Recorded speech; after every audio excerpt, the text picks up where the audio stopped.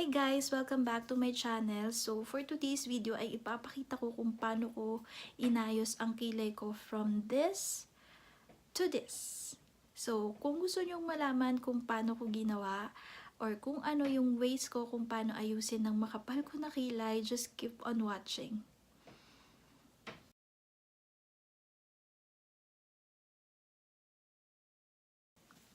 Hi guys! So, welcome to my bare face again. Pasensya na kung medyo naka-zoom in kayo kasi nga para mas makita nyo kung ano yung gagawin ko na pag-aayos dito sa medyo magulo ko ng kilay talaga. As you can see, makapal yung kilay ko. And ang gagawin ko lang is titrim ko lang siya and aalisin ko lang yung mga excess hair dito. Hindi ko siya masyadong i-overdo kasi gusto ko yung mas natural looking lang yung eyebrows ko. So, I just need tweezer. Ito. Tweezer. And then, just a spoolie. This is from Elf. Yan. So, mura lang to. Marami kayong mabibili na spoolie na mura lang. Or minsan yung mga eyebrow pencil, may kasama na siyang spoolie na pwede nyo ring gamitin kapag ginugroom nyo yung eyebrows nyo. And then, gagamitan ko din yung eyebrows ko ng isang maliit na scissor katulad nito. And mas prefer ko yung scissor na ganito yung edge niya. Yung hindi siya matalas. Kasi natatakot ako pag nag-trim ako ng eyebrows ko, baka masugatan ako. So, mas prefer ko yung mga ganitong scissor. Pero meron din namang scissor na matalas yung dulo niya pero naka-bend siya pataas. So, pag ginamit nyo siya, hindi rin naman kayo masasaktan. So, yun. Merong mga ibang klase na mga ganitong scissor na maliliit. Ito lang po yung ways ko kung paano ko ayusin yung eyebrows ko. At ito lang yung nag-work sa akin na way. Maaring okay sa inyo yung ipapakita ko na way and maaring hindi rin naman kasi depende pa rin naman yan sa eyebrows kasi iba-iba naman tayo ng eyebrows, 'di ba? So, pero siguro pinaka-basic talaga din yung 3-point areas na dapat nating malaman kapag nagsisimula tayong mag-ayos ng eyebrows natin, ganyan. Laging dito yung markings nyo sa may side ng nose. So, first point, second point, yung arch, and then yung end or yung tail dito. Yan. Para mas madali nyong makuha yung natural looking na eyebrows. Yung hindi masyadong overshape, hindi masyadong overarch yung pagkakagawa nyo. Yun yung magandang maging baseline nyo. Simulan kong i-brush up lang yung eyebrows ko pataas. Brush up nga di ba? Di pa taas.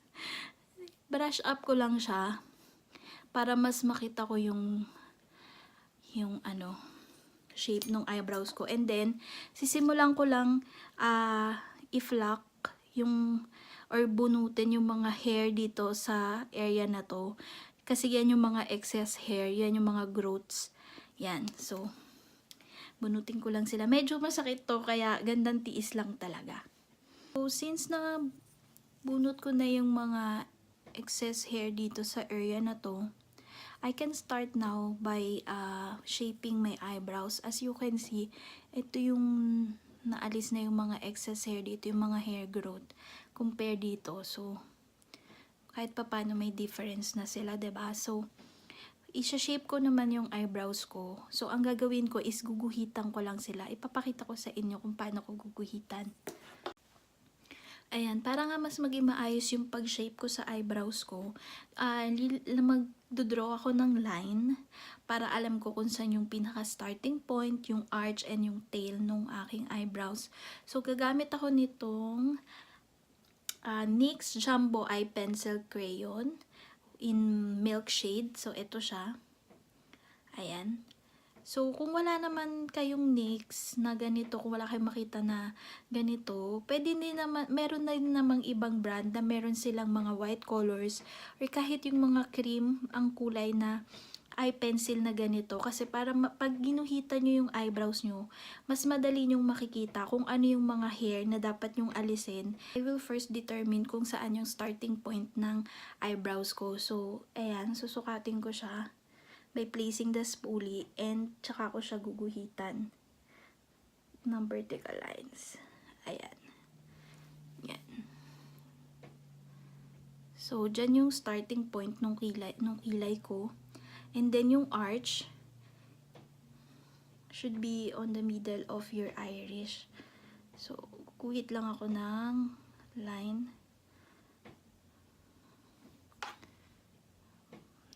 na vertical. Yan. And or yung tail, sukatin ko siya pag ganyan. Guguhit din ako ng vertical line. Ayan. So, since nakaguhit na ako ng 3 vertical lines dyan, para ma-determine mo yung shape or may guide ka sa pag-shape ng eyebrows mo, i-connect mo siya, yung bawat vertical line. So, first is this one. Ayan. And then, next is this one. So, pati yung sa baba, guguhitan mo din. And same with this one. So, gugupitan ko na yung eyebrows ko. So, ang gagawin ko is i-brush up ko lang siya ulit na ganyan. Yan. As you can see, diba? Mahaba siya masyado. So, yung mga nakalagpas na yan, doon sa shape ng eyebrows, yun yung gugupitin ko. So, kunin ko lang yung aking maliit na scissor. Where is it at? Kukunin ko lang yung maliit ko na scissor. And then, diba, ibabrush up ko lang siya. Tapos, gugupitin ko lang yung excess dun sa shape. Ito, wag nyo ding i-overdo kasi mag-iiba din yung eyebrows shape nyo or yung itsura ng eyebrows nyo pag na-overdo nyo. Kaya, hinay-hinay lang. Masyado na kasi ding mahaba yung hair nung eyebrows ko. Kaya, medyo gugupitan ko lang siya. Yan.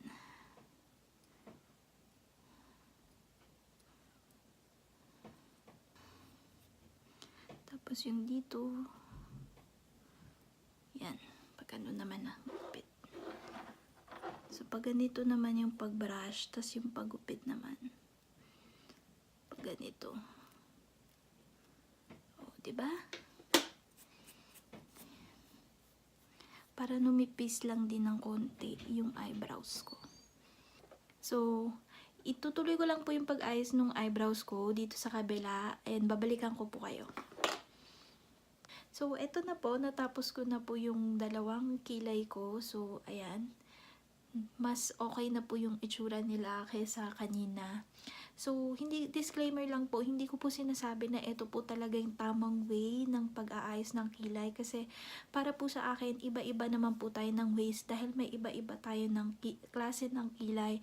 Merong iba na mas manipis yung hair nila sa kilay nila, kaya iba din yung approach na ginagawa nila. And sa case ko, makapal po yung kilay ko, kaya ganun ko po siya ayusin. So, depende pa rin po sa inyo yan, sa preference nyo and sa type ng kilay nyo. So, for me, ganun po yung sa akin kasi makapal nga po yung kilay ko. And sa mga katulad ko na merong makakapal na kilay, pwede nyo rin pong gawin or baka sakaling makatulong sa inyo yung pinakita ko sa inyo na procedure or kung paano ko ayusin yung kilay ko. So, hanggang sa susunod po na video ko, sana po ay nagustuhan nyo ang video na ito at paki-like lang po ang video na ito. Just hit the like button below this video at kung hindi pa po kayo nakaka-subscribe sa channel ko, just hit the notification bell at yung subscribe button para every time po na may bago akong mga uploads, manonotify po kayo. Maraming salamat po sa panonood and have a nice day everyone. Bye-bye!